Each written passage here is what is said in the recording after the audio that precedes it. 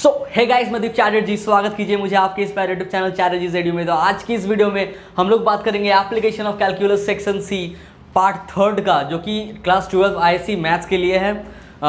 तो इस वीडियो में हम लोग बात करेंगे बचे कुछ जो लास्ट एक्सरसाइज थर्ड एक्सरसाइज का है उसके बात करेंगे हम लोग, जिसमें हम लोग बेसिकली मार्जिनल कॉस्ट और उससे रिलेटेड टॉपिक्स को देखेंगे। मार्जिनल कॉस्ट और उससे रिलेटेड टॉपिक्स। और अगर इससे पहले का 2 वीडियोस आप लोगों ने अभी तक नहीं देखा है तो लिंक डिस्क्रिप्शन में मैं दे दूंगा, आप लोग जाके देख सकते हैं। डिस्क्रिप्शन में लिंक, लीनियर रिग्रेशन भी अगर आप लोगों को देखना है तो उसका भी लिंक डिस्क्रिप्शन में दे दूंगा। और साथ में अगर आप लोगों को एलपीपी का वीडियो चाहिए तो आप लोग जो भी करना है नोटिफिकेशन के लिए वो कर सकते हैं, क्योंकि जल्द ही अपलोड होने वाला है लीनियर प्रोग्रामिंग का वीडियोस। और भी जैसा जैसा आप लोग कमेंट कीजिएगा, बहुतों ने कमेंट किया है कि लीनियर प्रोग्रामिंग एलपीपी बनाना है, तो मैं उसका श्योरली बनाऊंगा। उसके पहले ही एलपीपी में बना के आप लोगों को प्रस्तुत कर दूंगा। तो चलिए शुरू करते हैं आज का ये वीडियो, जो कि है application of calculus section C part. इसमें हम लोग बेसिकली क्या पढ़ने वाले हैं? Marginal cost. क्या पढ़ने वाले हैं? Marginal cost. जोर से बोलो, मार्जिनल कॉस्ट, एमसी। ओके, इसको मैं ब्लर कर दूंगा। ओके ठीक है। तो क्या हो रहा है? तो मार्जिनल कॉस्ट क्या होता है पहले वो देखते हैं। देखो क्या होता है भाई कि कोई भी चीज़ हम लोग मान लो कुछ भी मैन्युफैक्चर कर रहे होते हैं ना, जैसे कि मार्कर, कोई कंपनी ये मार्कर मैन्युफैक्चर कर रहा है, तो अगर एक ही मार्कर वो मैन्युफैक्चर करेगा ना, तो एक मार्कर मैन्युफैक्चर करने के लिए जो फिक्स्ड कॉस्ट है कुछ लगेगा और कुछ वेरिएबल कॉस्ट होगा। अब इतना बड़ा कंपनी खोल के बैठ गया, कुछ 600 एकड़ का ज़मीन लेके, 100 को रख लिया एम्प्लॉई, ठीक है, बड़ा बड़ा सेटअप बैठा लिया मशीनरीज़ का मार्कर बनाने के लिए, रॉ मटेरियल्स ला लिया ढेर सारा, और बनाया कितना प्रोडक्ट? बनाया कितना? एक। तो एक मार्कर को बनाने का जो खर्च आया, एक पीस मार्कर को बनाने का जो खर्च आया, उसका जो खर्च आया, इसमें बनाने का खर्च तो आया बहुत कम, मान लो कुछ 30 रुपीज़ का कॉस्ट आया, और कम कर देते हैं 10 रुपीज़ का कॉस्ट आया इसको। पर जो अगर टोटल कॉस्ट देखा जाए ना, ये तो बस वेरिएबल कॉस्ट है, ये तो वेरिएबल कॉस्ट है, क्योंकि ये वेरी करेगा जैसे जैसे प्रोडक्ट बढ़ते जाएगा, ये उसी पर निर्भर करेगा। पर अगर टोटल कॉस्ट देखा जाए इसका, किसका टोटल कॉस्ट, कि 100 एम्प्लॉयज़, उतना बड़ा जगह का रेंट, उतना मशीनरीज, सेटअप कॉस्ट, उतना मशीनरीज मैन्युफैक्चर करने के लिए, रॉ मटेरियल्स, तो टोटल कॉस्ट बहुत हाई होगा। हाई है कि नहीं? तो बहुत ज़्यादा है। टोटल कॉस्ट कितना है? तो कुछ एक मार्कर बनाने के लिए कॉस्ट इसको पड़ गया कितना? 100 करोड़, ऐसे ही मान लेते हैं। अब मान लो क्या करेंगे ना, अब 1 करोड़ पीस हम बनाने लग जाएंगे मार्कर, 1 करोड़ पीसेस, तब भी कुछ खास फर्क नहीं पड़ेगा। तब मान लो 100 करोड़ था तो अभी कुछ 102 करोड़ या फिर 101 करोड़ ऐसा कुछ लगेगा मान लो कॉस्ट। मतलब जैसे ही हम प्रोडक्शन बढ़ा दिए ना, तो मेरा टोटल कॉस्ट उसी हिसाब से चेंज कर रहा है। तो एक यहाँ से पता चल रहा है ना कि जो टोटल कॉस्ट है वो वैरी करता है, किसके रेस्पेक्ट में? नंबर ऑफ यूनिट्स प्रोड्यूस्ड के रेस्पेक्ट में। कितना आपका यूनिट्स मैन्युफैक्चर हो रहा है, उस बात पे डिपेंड करता है क्या, कि कॉस्ट कितना होगा, टोटल कॉस्ट। तो यही रेट ऑफ चेंज ऑफ जो टोटल कॉस्ट है, टोटल कॉस्ट जो एक्स के साथ चेंज हो रहा है, नंबर ऑफ यूनिट्स के साथ चेंज हो रहा है, इसी का एक मेजरमेंट को हम लोग मार्जिनल कॉस्ट बोलते हैं। मतलब मार्जिनल कॉस्ट है क्या?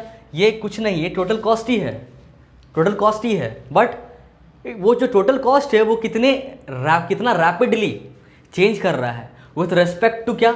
Number of units produced. तो नंबर ऑफ यूनिट्स प्रोड्यूस्ड को हम लोग किससे डिनोट करते हैं? नंबर ऑफ यूनिट्स प्रोड्यूस्ड को हम लोग डिनोट करते हैं किससे? एक्स से। तो मार्जिनल कॉस्ट क्या हो गया? मार्जिनल कॉस्ट हो गया rate of change of total cost, rate of change of total cost with respect to what? With respect to the number of units produced, the number of units produced। इसको हम लोग अगर mathematically लिखें, mathematically, तो क्या लिख सकते हैं? हम लोग लिख सकते हैं जो मार्जिनल कॉस्ट है वो क्या है? वो चेंज हो रहा है। चेंज का सिंबल क्या है? डेल्टा। चेंज का सिंबल क्या है? डेल्टा। बड़ा चेंज। डेल्टा का मतलब क्या होता है? चेंज। पर कैसा चेंज? बड़ा चेंज। किसका चेंज हो रहा है? टोटल कॉस्ट का, जिसको एक और नाम क्या है? Cost function. टोटल कॉस्ट का एक और नाम क्या है? Cost function. डिनोट कैसे करते हैं? ऐसे सी और उसमें लगा देते हैं ऐसे ब्रैकेट में x, cost function. With respect to, मतलब जब भी विथ रेस्पेक्ट टू का बात आता है क्या करते हैं? बाय। विथ रेस्पेक्ट टू क्या? नंबर ऑफ यूनिट्स प्रोड्यूस्ड, जो कि क्या है? एक्स है। मतलब कितना चेंज हुआ है? किसमें? नंबर ऑफ यूनिट्स में। Change in number of units. समझ में आया? यही चेंज बहुत कम भी हो सकता है, बहुत ज़्यादा भी हो सकता है। बहुत ज़्यादा हुआ तब तो ठीक है डेल्टा, पर अगर डेल्टा बहुत ही कम हो गया, कितना कम? कि इतना कम कि इतना कम कि लगभग क्या? जीरो के आसपास चला जाए। जो चेंज हो रहा है वो बहुत कम, अगर चेंज हो बहुत कम, तो जब कम चेंज होता है तो इसी डेल्टा को हम लोग दूसरे डिनोट कर, मतलब दूसरे चीज़ से डिनोट करते हैं। किससे? डी से। तो इसीलिए ये क्या बन जाएगा? तो एम सी जो है, एम सी, वो कितने के बराबर हो जाएगा? वो बराबर हो जाएगा d c x by D x. D x क्यों? क्योंकि डेल्टा एक्स बन गया। तो ये बनता है फॉर्मूला क्या? कि d by D x of c x. अब डी बाई डी एक्स क्या है? डिफरेंशिएशन। तो हम लोग अगर कॉस्ट फंक्शन का ही डिफरेंशिएशन कर दे तो हमको मार्जिनल कॉस्ट मिल जाता है। तो सिंपल सा बात, जितना कहानी था डिलीट कर सकते हैं। एक ही चीज़ बस याद रखिए अपना स्टोरेज में, क्या? कि मार्जिनल कॉस्ट निकालना है। अच्छा, तो क्या करना पड़ेगा? करना पड़ेगा जो कॉस्ट फंक्शन है ना, कॉस्ट फंक्शन किसके टर्म में है? कॉस्ट फंक्शन एक्स के टर्म में, उसको डिफरेंशिएट कर दो। किसके रेस्पेक्ट में? एक्स के ही रेस्पेक्ट में। कॉस्ट फंक्शन को डिफरेंशिएट करने पे मार्जिनल कॉस्ट मिल जाता है। कॉस्ट फंक्शन को डिफरेंशिएट करने से मार्जिनल कॉस्ट मिल जाता है। मतलब लिखने वाला बात यहाँ पे यही है कि जो मार्जिनल कॉस्ट है वो क्या है? डी बाई डी एक्स है। किसका? D by D X, cost function का। That's it. मतलब लर्न क्या करना है इतना बात पे, इतना भी जो भी अभी तक पढ़े, इसमें हम लोग को जानना बस एक ही बात, याद रखना बस एक ही बात, marginal cost is equal to d by D x of c x. Screenshot ले लीजिए इसका आप लोग। हो गया? मिटाओ में से। ओके ओके, चलिए हो गया। दिल का दरिया बह ही गया, राह में यूं जो तू मिल गया, मुश्किल से मैं समझना था, टूट गया। चलिए, तो मार्जिनल कॉस्ट समझ में आ गया। अभी नेक्स्ट हम लोग क्या बात करेंगे? नेक्स्ट बात करेंगे marginal average cost. Average cost इसका नोट करते हैं किससे? MAR से।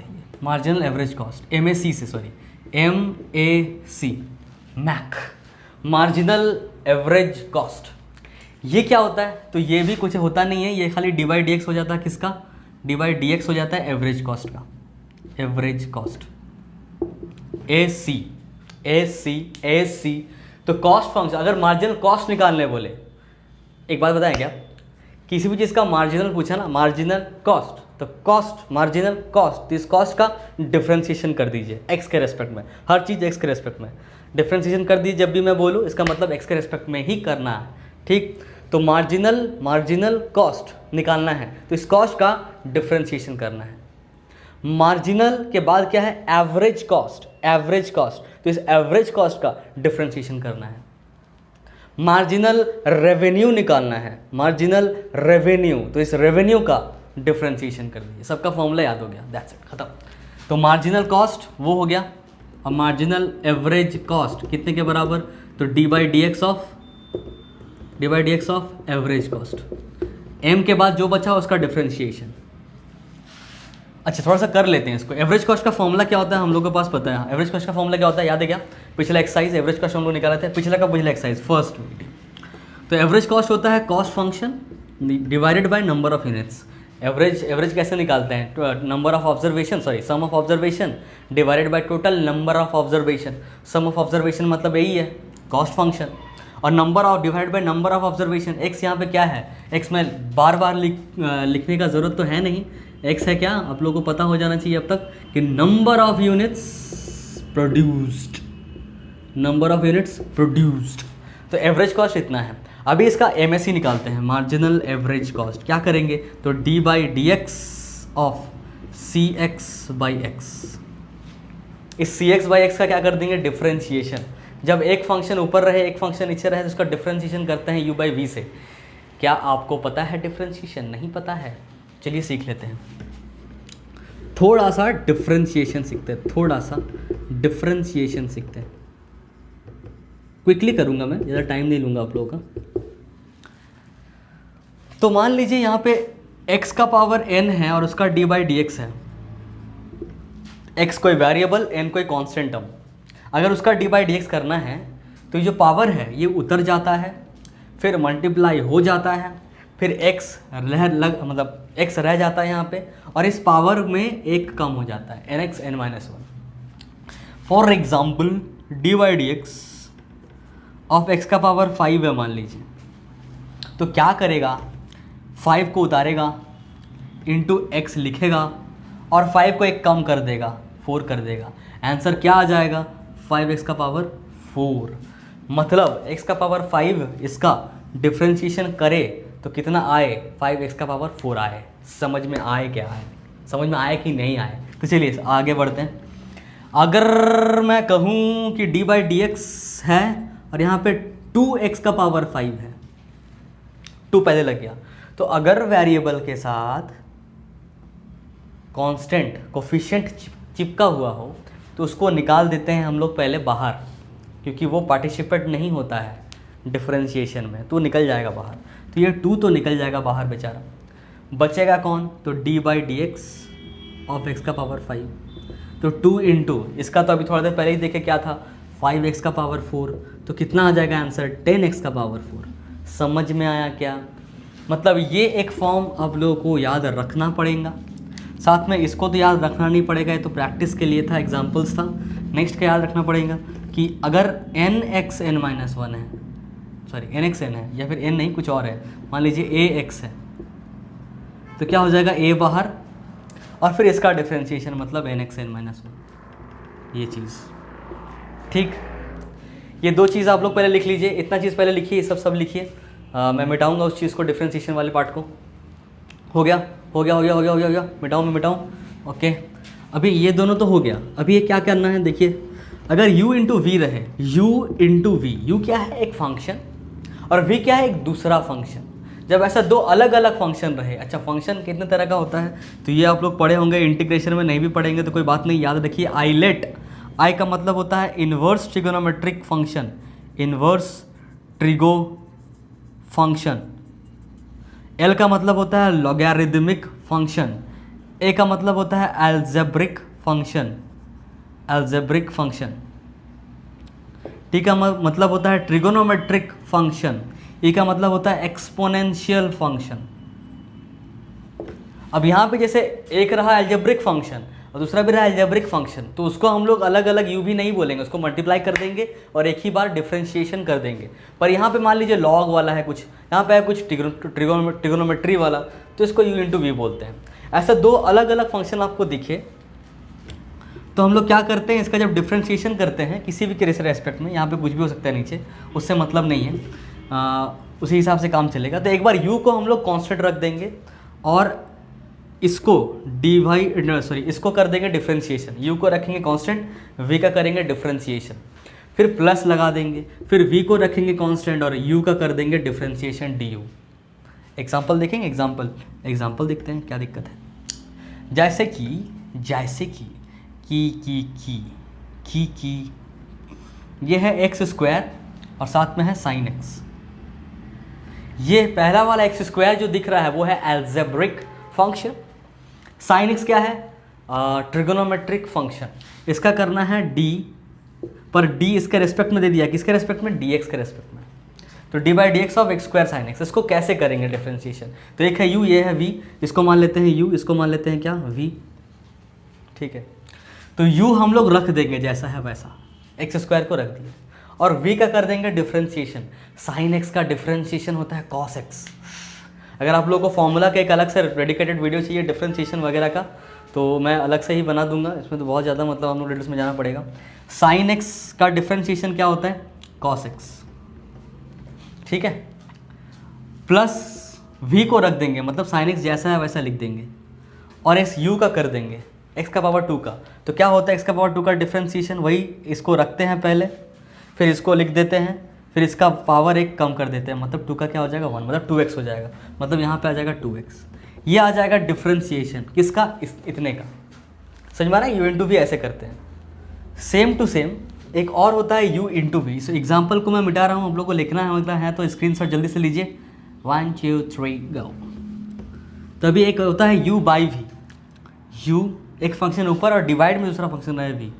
तब क्या करते हैं, तब थोड़ा सा पेचीदा है, क्या करते हैं, जैसे बाई में डिनोमिनेटर में पहले वी स्क्वायर लिख देते हैं, बिना डिफ्रेंशिएशन का नीचे वाले का स्क्वायर करके नीचे लिख देते हैं, ठीक है।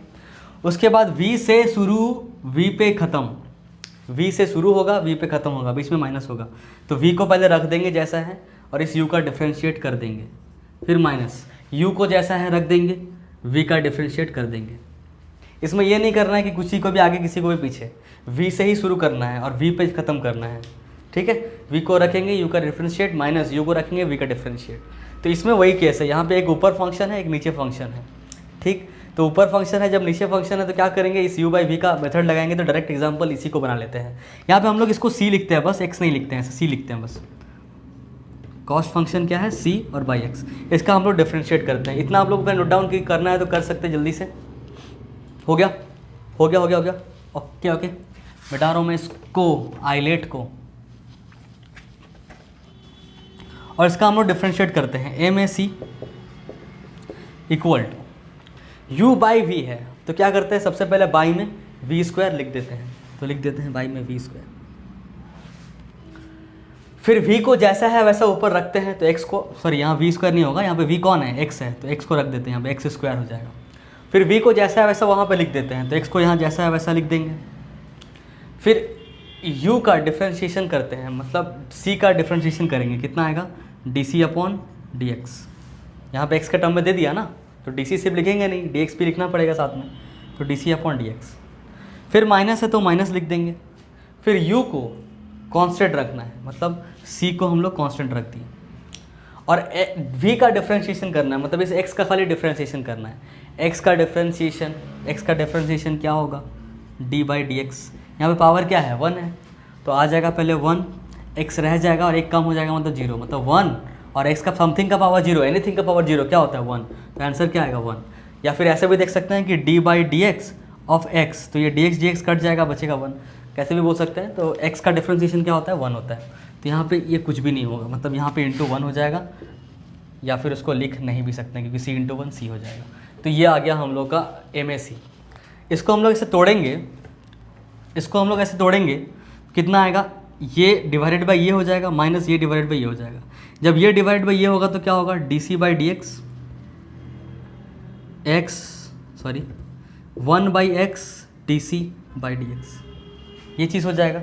ऊपर एक x नीचे एक x स्क्वायर, ये और ये स्क्वायर कट जाएगा, बचेगा नीचे एक x और ये रह जाएगा DC by D x. Minus क्या हो जाएगा, माइनस हो जाएगा c बाई एक्स स्क्वायर। इस दोनों टर्म में कॉमन क्या है, तो 1 बाई एक्स दोनों में है, तो MAC में हम क्या करेंगे, MAC में हम 1 बाई एक्स को कॉमन ले लेंगे, तो क्या बचेगा मेरे पास बचेगा DC बाई डी एक्स और माइनस इसमें क्या बचेगा, इसमें 1 बाई एक्स कॉमन हो गया, बचेगा बस c बाई एक्स, c और 2 को x में से 1 x बाहर निकल गया, ये चीज़ हो जाएगा। क्या इसी को हम लोग कह सकते हैं, देखिए तो 1 बाई एक्स, ये DC बाई डी एक्स क्या है, ये है MC, दुनिया मार्जिनल कॉस्ट है, माइनस C बाई एक्स क्या होता है, तो C बाई एक्स कहीं तो हम लोग देखा हुआ लग रहा है, C बाई एक्स क्या होता है, एवरेज कॉस्ट, मतलब AC। मतलब हम लोग को एक फॉर्मूला मिल गया, पता है क्या, इसको मैं मिटाऊँ क्या, डिफरेंशिएशन वाले पार्ट को, स्क्रीनशॉट लीजिए जल्दी लीजिए, मैं वेट करता हूँ, वेट, तो हो गया, मैं इसको मिटा रहा हूँ। अभी नया फॉर्मूला हम लोग के पास एक और मिला है MAC का ही, क्या कि जो MAC है इक्वल्स टू, MAC जो है वो इक्वल टू कितना है, 1 बाई एक्स और MC minus AC, that's it. ठीक, समझ में आ गया। तो दो फॉर्मूला मिला हमको MAC का, d by D x of AC और M A C equal to 1/x M C minus A C. दोनों फॉर्मूला हम लोग लगा सकते हैं। डायरेक्टली डिफ्रेंशिएट करने का मन हो तो सही है, नहीं करने का मन हो तो यहाँ भी करना पड़ेगा, मतलब करना ही पड़ेगा, डिफ्रेंशिएशन सीखना तो पड़ेगा ही। तो इसलिए सीख लीजिए कैसे आया फॉर्मूला, मैंने वो बताया यहाँ पे। और बढ़ते हैं अभी हम लोग का नेक्स्ट टॉपिक जो कि है मार्जिनल रेवेन्यू। मैं मिटाऊँ इस चीज़ को भी, अभी हो गया ओके। तो मार्जिनल रेवेन्यू में आते हैं। Marginal revenue MR, marginal revenue इसको बोलते हैं किससे, MR से डिनोट करते हैं। ये मार्जिनल रेवेन्यू है तो हम लोगों को पता है ऑलरेडी, एक ट्रिक पता है क्या, कि मार्जिनल के बाद जो भी चीज़ होगा उसी का डिफ्रेंशिएशन कर देंगे। मार्जिनल के बाद जो भी चीज़ लिखा हुआ होता है उसका हम लोग डिफ्रेंशिएशन कर देते हैं। तो मार्जिनल के पास क्या लिखा हुआ है, रेवेन्यू लिखा हुआ है, तो रेवेन्यू का ही d/dx कर देंगे। ठीक है, बस खत्म हो गया, फॉर्मूला आ गया। थोड़ा सा आपको पता है एक और फॉर्मूला यहाँ पे मिला क्या, MR marginal revenue equals to हो जाएगा dr/dx, दैट्स इट। पर थोड़ा सा अगर आप लोगों को पता है तो रेवेन्यू कितने के बराबर होता है वो बताइए। रेवेन्यू कितने के बराबर होता है, रेवेन्यू होता है कि कितना प्रोडक्ट आप कितने रुपए में बेचे। अगर पर प्रोडक्ट का दाम P रुपया है, प्राइस पर प्रोडक्ट का price into number of products, तो ये होता था XP। नहीं पता तो आप लोग पिछले वीडियो नहीं देखे हैं, लिंक डिस्क्रिप्शन में दिया हुआ है, इसको हम लोग पुट कर देंगे इसमें। तो मार्जिनल रेवेन्यू इक्वल्स टू कितना हो जाएगा, d/dx ऑफ x.P। ठीक है, तो इस P, ये जो P है ये कांस्टेंट टर्म है, ये निकल जाएगा बाहर, क्योंकि हमको पता है कांस्टेंट टर्म अगर x के साथ चिपका हुआ है तो निकल जाता है बाहर, पार्टिसिपेट नहीं करता है। तो अंदर क्या बचेगा, d/dx ऑफ x। और d/dx ऑफ x क्या होता है हम लोग को अभी पता चला थोड़ा देर पहले, क्या होता है 1। तो आ गया मार्जिनल रेवेन्यू कितना, मार्जिनल रेवेन्यू आ गया P के ही बराबर, प्राइस के ही बराबर। ठीक है, लिख लीजिए इतना, इतना आप लोग स्क्रीनशॉट ले लीजिए जल्दी से, हो गया। अच्छा, ये मार्जिनल रेवेन्यू जो है वो P के बराबर होता तो है, बट किस में, तो हम लोग बोलेंगे हम लोग को डेली जो मार्केट होता है, मार्केट जो एक्चुअली में एग्जिस्ट करता है उसमें होता है। पर अगर मोनोपोलिस्टिक मार्केट है, मोनोपोलिस्टिक मतलब अकेला राज कर रहा है कोई, उसका कंपटीटर कोई है ही नहीं, तो वो खुद डिसाइड करेगा कि प्राइस कितना होगा। फिर प्राइस प्रोड्यूसर ही डिसाइड करेगा। एक्चुअली में जो प्राइस होता है वो मार्केट डिसाइड करता है। जैसे इस मार्कर का प्राइस कितना होगा ये मार्केट तय करेगा, ना कि जो बनाने वाला है वो नहीं है। मतलब जैसे हम मार्कर बना रहे हैं, मार्केट में सब मार्कर 20 से 25 रुपये में आ जाता है, हम बोल दिए कि नहीं मेरा मार्कर 50 रुपये में बेचेंगे हम, तो नहीं हो पाएगा। हम लोग डिसाइड नहीं करेंगे, हम देखेंगे मार्केट वैल्यू क्या है, उसी के आसपास रखना होगा, वैल्यू जो भी रखना होगा उसी के आसपास रखना होगा। बहुत ही मोनोपोलिस्टिक मार्केट होता है, तभी जाके प्राइस मेरे पे डिपेंड करेगा कि हम तय करेंगे। उस केस में प्राइस यहाँ पे P को हम लोग कांस्टेंट नहीं लेंगे, तब हम लोग उसको डिफ्रेंशिएट करेंगे। और उसको कैसे डिफ्रेंशिएट करेंगे, तो U इंटू V के फॉर्म में करेंगे। पर हम लोग के बुक में, मतलब आप लोगों के बुक में, आप लोगों के सिलेबस में P को हम लोग क्या मान के चलेंगे कि P जो है X पे डिपेंड नहीं करेगा। P जो है not a function of X, कितना प्राइस प्रोड्यूस हो रहा है उस पर प्राइस हम लोग डिटरमाइन नहीं कर पाते, वो मार्केट डिसाइड होता है, मार्केट डिसाइड करता है। तो रहने दीजिए, इतना समझ में आ गया आप लोगों को। अभी हम लोग बढ़ते हैं क्वेश्चंस की तरफ, दैट्स इट। हो गया, मैं मिटाऊँ इसको। तो दूसरा चीज़ तो हो ही गया, सब कुछ तो हो ही गया, मार्जिनल रेवेन्यू हो ही गया। चलिए आते हैं क्वेश्चंस में। तो ये रहा हम लोग का एक्सरसाइज 1.3 ML अग्रवाल का क्वेश्चन नंबर 1, जो कि है manufacturers total cost function is C equals to, इतना दिया हुआ है 1200 plus 20x plus x square. Find क्या करना बोला है कि एवरेज कॉस्ट फाइंड कीजिए, मार्जिनल कॉस्ट फाइंड कीजिए, और मार्जिनल कॉस्ट जब 10 यूनिट प्रोडक्शन हो रहा है तब निकालिए, उसको इंटरप्रेट कीजिए क्या ऐसे पता चल रहा है, और C11 माइनस C10 निकालिए। ईजी है। सबसे पहले निकालना है क्या सॉल्यूशन में, एवरेज कॉस्ट। सबसे पहले क्या दिया हुआ वो लिख देते हैं, C equals to 1200 plus 20x plus x square. Average cost निकालना है। एवरेज कॉस्ट का फॉर्मूला क्या होता है, total cost by number of units produced. Total cost है कितना, यही है 1200 plus 20x plus x square. इसको बस डिवाइड कर देना है किससे, x से, आ जाएगा एवरेज कॉस्ट। तो एवरेज कॉस्ट कितना आ गया यहाँ पे 1200 by x plus 20 plus x, ये आ जाएगा मेरा एवरेज कॉस्ट आंसर। ठीक, कुछ नहीं किए, टोटल कॉस्ट को डिवाइड कर दिए नंबर ऑफ यूनिट से, तो आ जाता है मेरा एवरेज कॉस्ट। निकालते हैं मार्जिनल कॉस्ट। मार्जिनल कॉस्ट का फॉर्मूला क्या होता है, dC/dx या फिर d/dx ऑफ C। CX भी बोल सकते हैं, कॉस्ट फंक्शन का डिफरेंशिएशन करना है, मतलब d/dx ऑफ सी कितना है, सी ये है, तो हो जाएगा 1200 plus 20x plus x square. कोई भी चीज़ का कांस्टेंट इसको पहले ऐसे लिख सकते हैं हम लोग, marginal cost equals to d by D x of 1200 plus d by D x of 20x plus d by D x of x square. ये जो d by D x common में था, इसका भी डी बाई डी एक्स है, इसका भी D by D x, इसका भी डी बाई डी एक्स। कैसे करेंगे बारी बारी से देखते हैं। कांस्टेंट टर्म का डिफ्रेंशिएशन हमेशा ज़ीरो होता है, तो ये कांस्टेंट टर्म का ये कांस्टेंट टर्म है, इसमें एक्स का वेरिएबल है ही नहीं, इसका डिफ्रेंशिएशन करेंगे कितना आएगा, ज़ीरो प्लस ये है वेरिएबल टर्म, इसका डिफ्रेंशिएशन ज़ीरो नहीं होता है। पर अगर इसके साथ इनटू में कोई कांस्टेंट टर्म चिपका हुआ है, वो बस बाहर आ जाता है, तो ये आ जाएगा 20 बाहर, और अंदर क्या हो जाएगा, D by D x of x, जो कि होता क्या है, जो कि होता है 1, तो ये हो जाएगा 20 इंटू 1 प्लस ये x का पावर n का फॉर्मेट दिख रहा है, तो हो जाता है n पहले, मतलब 2 पहले आएगा, फिर x जैसा है वैसा रह जाता है, और वो एक कम हो जाता है, मतलब पावर 2 - 1 मतलब 1। तो क्या आया मेरा मार्जिनल कॉस्ट, मेरा मार्जिनल कॉस्ट आया 2x प्लस 20, ये मेरा आंसर। क्या ये विजिबल है? हाँ, तो मार्जिनल कॉस्ट आ गया 2x प्लस 20, पहला निकल गया एवरेज कॉस्ट, दूसरा निकल गया मार्जिनल कॉस्ट। ये आपको लिखना है, जल्दी से लिख लीजिए, मैं इसको मिटाऊंगा अभी। हो गया, हो गया क्या? ओके, मैं मिटा रहा हूँ। अभी देखिए थर्ड नंबर में क्या कह रहा है, थर्ड नंबर में कह रहा है मार्जिनल कॉस्ट तो निकालना है आपको, पर कहाँ निकालना है, व्हेन x इक्वल्स टू क्या, मार्जिनल कॉस्ट निकालना है जब x इक्वल्स टू कितना हो जाए, 10 यूनिट्स हो जाए। तो मार्जिनल कॉस्ट मेरे पास है दिया हुआ है 2x प्लस 20, अब x की जगह में खाली क्या पुट कर देना है, 10 पुट कर देना है, तो हो जाएगा 2 इंटू 10 प्लस 20, तो हो जाएगा 20 प्लस 20, मतलब हो जाएगा मार्जिनल कॉस्ट कितना, 40। ये मेरा आंसर। अभी निकालना है 4 C11, ये थर्ड निकल गया। फोर्थ क्या निकालना है, C11 माइनस C10, ये बहुत ही ईजी है, इसमें कुछ करना वरना है नहीं। क्या करना है पहले वो देख लेते हैं। ये हो गया क्या, मिटाऊँ मैं इसको, हो गया, ओके।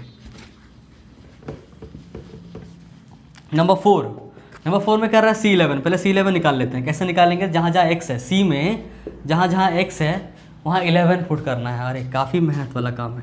1200 प्लस 20 इंटू 11 प्लस 11 का इस गया कितना आएगा देख लेते हैं। 1200 प्लस यहाँ पे हो जाएगा कितना, 220, हाँ, और वो 11 का स्क्वायर होता है 121, कितना आएगा 11100, तो यहाँ पे आ जाएगा 1, 2 प्लस 2 4, 4 प्लस 0 4, 1 प्लस 2 3, 3 प्लस 2 5 और 1, 1541 आ रहा है। ऐसे ही C10 निकालेंगे। C10 में कितना आ जाएगा, 1200 प्लस 20 इंटू 10 मतलब 200 और 10 का स्क्वायर मतलब 100, 1200 प्लस 300 मतलब आ जाएगा 1500। जब C11 माइनस C10 करेंगे तो कितना आ जाएगा, 1541 माइनस 1500 मतलब सिर्फ 41, ये 41 मेरा आंसर, दैट्स इट। ये हो गया सबसे बेसिक सा क्वेश्चन नंबर 1 था 1.3 का। बढ़ते हैं आगे कुछ क्वेश्चंस में, इंपॉर्टेंट क्वेश्चंस में ना। तो ये रहा हम लोग का नेक्स्ट क्वेश्चन, जो कि है the average cost for a commodity is given by average cost equals to x plus 5 plus 36 plus x। Find the total cost and the marginal cost as the function of x, the output for which AC increases. ये थोड़ा सा important question है, ये अलग से सीखना पड़ेगा।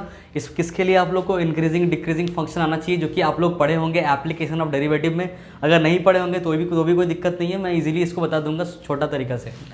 चलिए AC दिया हुआ है, सबसे पहले वो लिख लेते हैं हम लोग सॉल्यूशन में। क्या कि गिवन पार्ट AC दिया हुआ है, कितना दिया हुआ है, x plus 5 plus 36 by x. ठीक, निकालना क्या है, total function, cost function, total cost का मतलब ही क्या होता है, कॉस्ट फंक्शन निकालना है। कॉस्ट फंक्शन निकालना है, उसका फॉर्मूला क्या होता है, देखिए एवरेज कॉस्ट का फॉर्मूला क्या होता है, कॉस्ट फंक्शन बाई एक्स। ठीक, तो ऑब्वियस सा बात है कि कॉस्ट फंक्शन कितने के बराबर होगा। यहाँ से इसमें क्या इंप्लाई करेंगे हम लोग, इट इम्प्लाइज दैट कि कॉस्ट फंक्शन कितने के बराबर, x इंटू AC। तो x तो x ही है और AC कितना दिया हुआ है, AC ये दिया हुआ है, कितना दिया हुआ है, x plus 5 plus 36 by x. इसको हम लोग सॉल्व कर देते हैं, कितना आ जाएगा, x square plus 5x plus 36 by x into x. X x cut जाएगा, बचेगा 36, ये हो जाएगा मेरा कॉस्ट फंक्शन। ये मेरा पहला आंसर, ठीक है, ये हो गया, ये हो गया। उसके बाद निकालना हमको मार्जिनल कॉस्ट। मार्जिनल कॉस्ट यहीं पे हम लोग निकाल लेते हैं। मार्जिनल कॉस्ट कैसे निकलता है? मार्जिनल कॉस्ट का फॉर्मूला होता है D by D x of C, D by D x of C. तो D by D x of C, C कितना है? तो सी यहाँ पे है जो आया हम लोग अभी थोड़ी देर पहले, x square plus 5x plus 35। तो हो जाएगा इसका एक बार डी बाई डी एक्स जो कि कितना होगा 2 और x का पावर एक कम तो 1, प्लस इसका 5 निकलेगा बाहर, x का करेंगे तो 1 आएगा, इसका कांस्टेंट टर्म है 0। तो इतना आ गया मेरा मार्जिनल कॉस्ट 2x प्लस 5। तो ये निकल गया, टोटल कॉस्ट निकला इतना और मार्जिनल कॉस्ट निकला इतना 2x प्लस 5। नंबर सेकंड में निकालना है the output the output for which AC increases. वो आउटपुट निकालना है। आउटपुट मतलब कितना x होगा, मतलब नंबर ऑफ यूनिट्स कितना प्रोडक्शन कर दें हम, ताकि जो एवरेज कॉस्ट हो वो इंक्रीज करने लग जाए, ठीक है। तो चलिए निकालते हैं इसको। मैं मिटाऊँ क्या? हो गया, स्क्रीनशॉट ले लीजिए। चार्ट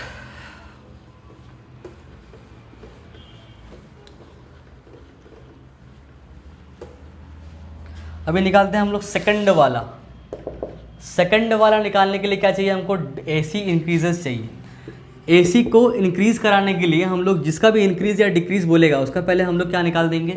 डिफरेंशिएशन कर देंगे। अगर इंक्रीजिंग बोला तो क्या करेंगे? Greater than 0। अगर increasing, for increasing of AC को अगर इंक्रीजिंग चाहिए तो AC का ही डिफ्रेंशिएट करके उसको ग्रेटर देन 0 करा देंगे। तो क्या फ़ायदा होगा? देखिए D by D x of AC कितना था? AC था x plus 5 plus 36 by x, और इसको कर देना है ग्रेटर देन 0। इसको डिफ्रेंशिएट करते हैं। x का डिफ्रेंशिएशन क्या होता है? 1 होता है, प्लस 5 का क्या होता है? 0 होता है, प्लस 36 बाई एक्स है। अब इसका देखते हैं कैसे बनेगा। ये हो जाएगा 36, ये x ऊपर चढ़ेगा तो पावर में क्या हो जाएगा? 1, क्योंकि नीचे पावर में 1 है, ऊपर चढ़ेगा तो पावर में क्या हो जाएगा? -1। इसका जब डी बाई डी एक्स करेंगे तो 36 निकल जाएगा बाहर, खाली D by D x of ये हो जाएगा, तो 36 लिख देंगे। ये n आता है यहाँ पे तो -1 लिख देंगे, x जैसा है उसको ऐसा लिख देंगे, और ऊपर में जो भी पावर है उसका एक कम, तो -1 का एक -1 करेंगे तो आ जाएगा -2 यहाँ पे। तो हो जाएगा -1 इंटू 36 -36, और ये x का पावर -2 है तो नीचे जाएगा x, तो क्या हो जाएगा? पावर 2। तो यहाँ पे साथ में क्या आ जा रहा है? -36 बाई एक्स स्क्वायर, और ये भी ग्रेटर देन क्या? 0। तो यहाँ से मेरा क्या हो जाएगा? 1, और यहाँ पे plus minus -36 upon x square greater than क्या? 0। तो इस 1 को उधर भेजेंगे तो क्या होगा? -36 by x square is greater than -1। Minus minus दोनों साइड से हटाएंगे तो कितना हो जाएगा? 36 बाई एक्स स्क्वायर, और ये ग्रेटर देन है ना तो लेस देन हो जाएगा 1। आप लोग बोलेगा कैसे? अगर पता है तो बहुत बढ़िया, अगर नहीं पता है तो जल्दी से सुन लीजिए एक बार। जैसे कि मैं बोलता हूँ आपको कि 4 जो है वो ग्रेटर देन है 2 से, तो अगर इस दोनों में, ये बात सही है ना? सही है, 4 सही में बड़ा है 2 से, इसलिए ग्रेटर देन का साइन इधर लगाए हैं। अगर इसमें और इसमें हम लोग माइनस से मल्टीप्लाई कर देते हैं, बोथ साइड मल्टीप्लाइंग विथ -1, तो ये हो जाएगा -4, ये हो जाएगा -2। क्या अभी भी ये सही है? नहीं, -4 छोटा होता है, क्योंकि यहाँ पे है 0, यहाँ पे -1, यहाँ -2, यहाँ पे ऐसे -3, यहाँ पे -4। तो जितना दूर जाएंगे उतना छोटा होता जाएगा ना, जितना ऐसे जाता है राइट की तरफ उतना बड़ा होता है वैल्यू। तो -2 ना बड़ा है तो ये तो पलट जा रहा है ना। तो कोई भी इक्वेशन को, इस तरह का इनइक्वालिटीज़ को अगर हम लोग -1 से मल्टीप्लाई करते हैं तो ये वाला साइन पलट जाता है। ये देखिए -4 -2 है ऐसे, इसको फिर से माइनस से मल्टीप्लाई करेंगे तो ये हो जाएगा +4, ये हो जाएगा +2, फिर से ये पलट जाएगा। मतलब माइनस से मल्टीप्लाई करना है किसी भी इनइक्वालिटीज़ में तो उसका जो ग्रेटर देन और लेस देन का सिंबल रहता है वो उल्टा हो जाता है, पलट जाता है। तो वही चीज़ हुआ, यहाँ पे माइनस, यहाँ पे माइनस है। जब माइनस यहाँ पे और यहाँ पे भी है तब ये बड़ा था, पर जैसे ही माइनस दोनों साइड से हटाएं, कैसे हटाएं? दोनों साइड में -1 से मल्टीप्लाई किए। तो जब भी इनइक्वालिटीज़ में -1 से दोनों साइड मल्टीप्लाई करते हैं तो ये जो साइन है वो पलट जाता है, तो पलटा दिए यार। एक बात और देख लेते हैं हम लोग, यहाँ 1/1 है, ठीक है। एक बात और देख लेते हैं, कब कब पलटता है साइन। एक पलटता है जब बोथ साइड में हम लोग क्या करते हैं? -1 से मल्टीप्लाई। एक और बार पलटेगा, कब पलटेगा देख लेते हैं। जैसे यहाँ पे 2 है, यहाँ पे 4 है, ये 4 ग्रेटर देन है। सही बात लिखे हैं कि गलत बात लिखे हैं? सही बात लिखे हैं। अब इसको हम लोग रेसिप्रोकल कर देते हैं। क्या कर देते हैं? रेसिप्रोकल। रेसिप्रोकल मतलब 1/, यही चीज़। तो ये हो जाएगा 1/2, ये हो जाएगा 1/4। अब कौन बड़ा है? अब क्या यही बड़ा है कि ये बड़ा है? तो ऑब्वियस सा बात है ये बड़ा है, अभी ये बड़ा है, ये भी पलट जा रहा है। कैसे बड़ा है? अरे भाई तुम्हारे पास ये 1/2 का मतलब क्या है कि इतना भाग में से इतना अगर भाग किया जाए, इतना पार्ट्स किया जाए, उसमें से एक पार्ट, 2 पार्ट का एक पार्ट, इसमें 4 पार्ट का एक पार्ट। एक बड़ा सा पिज्ज़ा लेंगे हम लोग, उस पिज्ज़ा को 2 हिस्सों में डिवाइड कर देंगे, उसमें से तुमको एक हिस्सा खाने देंगे, ठीक है। ये वाला केस ये कह रहा है कि एक पिज्ज़ा लो, ऐसा बड़ा सा पैन पिज्ज़ा, इसको हम लोग ऐसे बीच से काट देंगे और एक पीस तुमको बोलेंगे खाओ। इस केस में क्या हो रहा है कि वही पिज़्ज़ा फिर से लेंगे, अब इसको 4 पार्ट में डिवाइड करेंगे कुछ ऐसा, उसमें से एक पीस तुमको देंगे कि लो एक पीस खाओ। 4 पीस का एक पीस। ज़्यादा किस में मिलेगा? जिसमें 2 पीस में एक पीस तुमको मिल गया, तो हाफ ना ज़्यादा है। अब ये सब चीज़ को इधर डेढ़ समझने की जरूरत नहीं है, खाली इतना जानना है कि अगर -1 से मल्टीप्लाई करते हैं किसी भी इनइक्वालिटीज़ में, अगर -1 से मल्टीप्लाई करते हैं किसी भी इनइक्वालिटीज़ में, तो वो इनइक्वालिटी का साइन क्या हो जाता है? पलट जाता है। और जब किसी भी इनइक्वालिटी को रेसिप्रोकेट करते हैं तो भी इनइक्वालिटी का साइन क्या हो जाता है? पलट जाता है। तो इसको हम लोग रेसिप्रोकेट करेंगे तो बोथ साइड जब रेसिप्रोकेट करेंगे ना, तो ये हो जाएगा x² / 36 और ये हो जाएगा 1/1, मतलब 1 ही रह जाएगा। तो ये जो लेस देन का साइन था वो किस में बदल जाएगा? ग्रेटर देन में।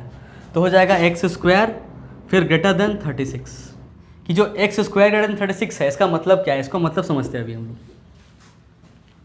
हो गया इतना, मिटाओ में से। अब हमको चाहिए x का वैल्यू कहाँ से कहाँ तक वैरी करेगा, वो चाहिए हमको। मैं इस सब को मिटा रहा हूँ यहाँ से। अभी इसको थोड़ा सा हम लोग सर्वे करते हैं, x² का 36 का मतलब क्या है। तो देखिए इसको मैं क्या लिख सकता हूँ ऐसा कि x² - 36 इज़ ग्रेटर देन 0 लिख सकते हैं, कोई दिक्कत नहीं। इसको हम लिख सकते हैं x² - 6 का स्क्वायर इज़ ग्रेटर देन 0, ये भी लिख सकते हैं। फिर x - 6 और x + 6 हो जाएगा ये, और ग्रेटर देन 0, क्योंकि a² - b² होता है a - b a + b। अब यहाँ पे ये और ये दोनों मल्टीप्लाई होके 0 से बड़ा हो जा रहा है कि नहीं? ये और ये मिलके 0 से क्या हो जा रहा है? बड़ा हो जा रहा है। अगर ये और ये मिलके 0 से बड़ा हो रहा है, इसका मतलब अगर ये नेगेटिव है, तो इसको भी नेगेटिव होना पड़ेगा, तभी नेगेटिव ये नेगेटिव मिलके पॉजिटिव बनाएगा, मतलब 0 से बड़ा बनाएगा। और अगर ये पॉजिटिव है तो इसको भी पॉजिटिव होना पड़ेगा, तब जाके पॉजिटिव आएगा, ग्रेटर देन 0 आएगा, सेटिस्फाई करेगा। अगर ऐसा हो सकता है क्या? देखिए तो ये नेगेटिव ये पॉजिटिव, कभी नहीं। क्या ऐसा हो सकता है पॉजिटिव ये नेगेटिव? कभी नहीं। मतलब ये 2 केस कभी नहीं हो सकता। क्यों? क्योंकि अगर ये एक नेगेटिव और एक पॉजिटिव रहे तो ये पूरा का पूरा वैल्यू जो है वो नेगेटिव आ जाएगा, और अगर नेगेटिव आया तो ग्रेटर देन 0 सेटिस्फाई नहीं करेगा।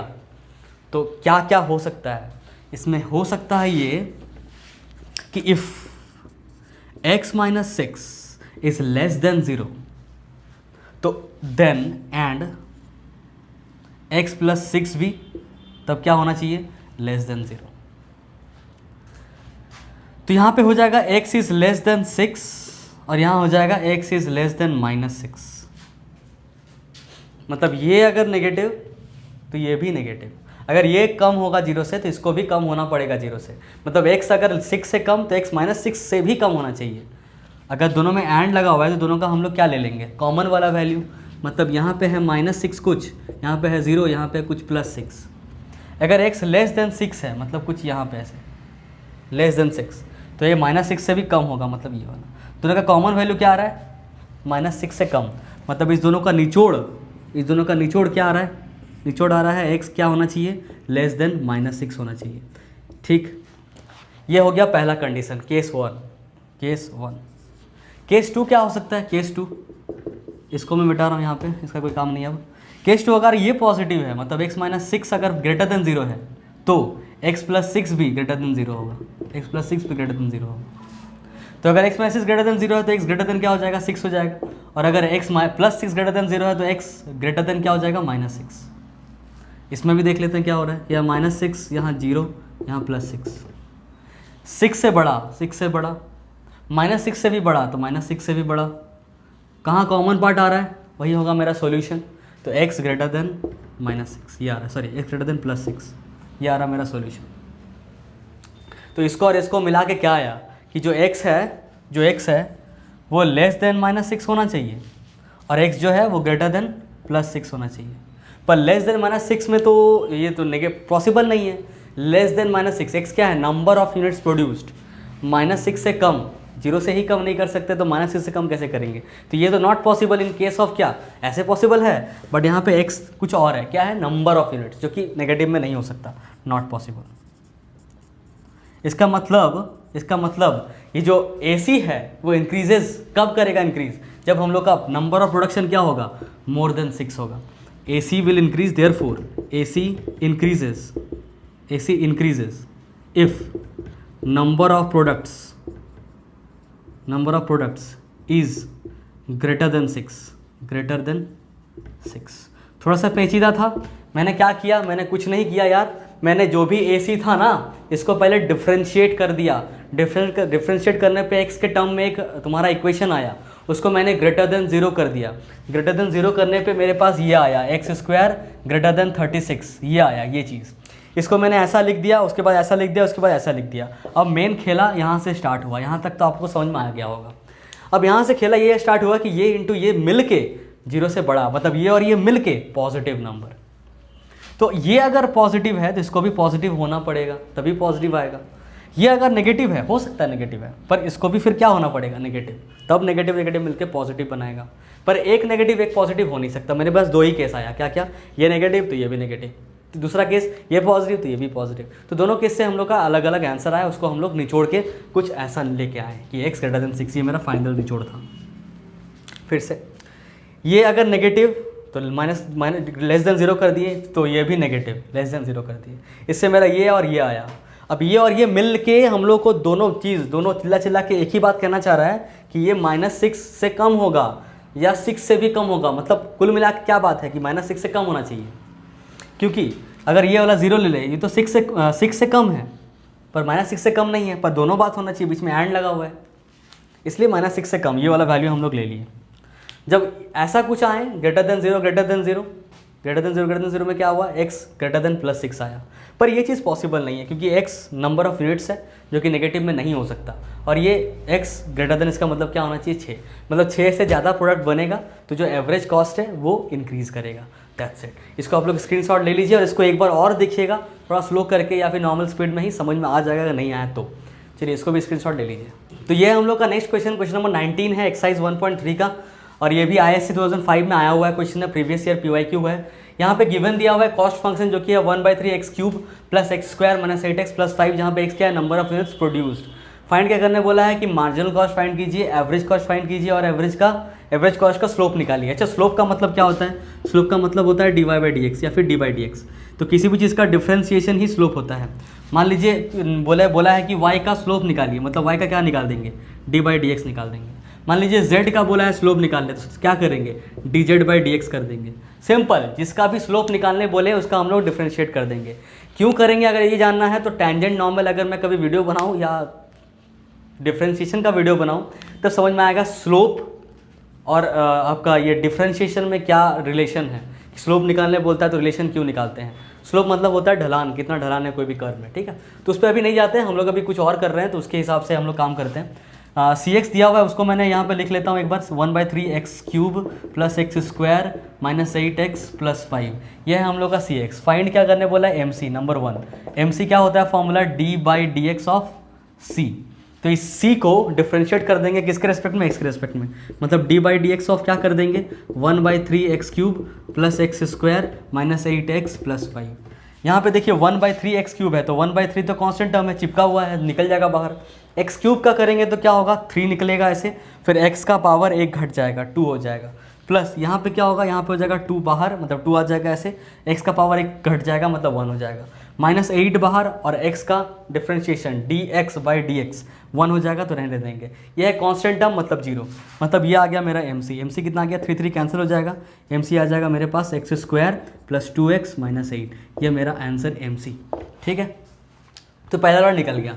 एवरेज कॉस्ट बहुत इजी है, एवरेज कॉस्ट क्या कीजिए, इस पूरे को x से डिवाइड कर दीजिए, मेरा एवरेज कॉस्ट आ जाएगा। अभी निकाल देता हूँ जल्दी से मैं, एवरेज कॉस्ट AC क्या करना है, इसको डिवाइड कीजिए x से तो हो जाएगा 1/3 x², 1/3 x²। एवरेज कॉस्ट का फॉर्मूला क्या होता है, एवरेज कॉस्ट का फॉर्मूला होता है, हम लोग यहाँ पे लिखते हैं C/x, कॉस्ट फंक्शन को डिवाइड करना है x से, तो 1/3 x² हो जाएगा, दूसरा वाला हो जाएगा सिर्फ x, उसके बाद वाला हो जाएगा -8 और उसके बाद वाला हो जाएगा 5/8। एक्स, ये मेरा आंसर। ये आ गया नंबर टू आ गया। तो ए सी निकल गया मेरा, ये है ए सी। अब इसका स्लोप निकालने बोल रहा है, तो इसका स्लोप कैसे निकालेंगे? इसी चीज़ को x के टर्म में डिफ्रेंशिएट कर देंगे। उससे पहले आप लोग इतना चीज़ नोट डाउन कर लीजिए जल्दी से, मैं उसको अभी डिफ्रेंशिएट करने वाला हूँ साथ में, तो हम लोग मिलके करेंगे। चलिए इसको मिटाते हैं, ओके हो गया। तो चलिए इसको डिफ्रेंशिएट करते हैं। आप लोग अगर चाहे तो पॉज करके एक बार ट्राई दे सकते हैं। तो हमको निकालना है slope of A C. Slope of A C कैसे निकलता है? ए सी क्या है? Average cost. कैसे निकलेगा? तो d/dx कर देंगे, किसका? ए सी का ही, बस हो गया। तो करते हैं d/dx ऑफ क्या? ए सी कितना है? 1/3x² plus x minus 5/x। तो 1/3 निकल जाएगा। अब यहाँ पे x² का डिफ्रेंशिएट करना होगा, तो 2 लिखेंगे पहले, और x लिख के उसका एक साइन मतलब एक पावर घटा देंगे। 2 था तो 1 हो जाएगा। प्लस x का डिफ्रेंशिएशन 1 होता है, पता है, माइनस कांस्टेंट टर्म का डिफ्रेंशिएशन 0 होता है, ये भी पता है। यहाँ पे 5/x है तो 5 तो निकल जाएगा, और x का पावर क्या है? तो x ऊपर चढ़ेगा तो x का पावर क्या आ जाएगा? -1।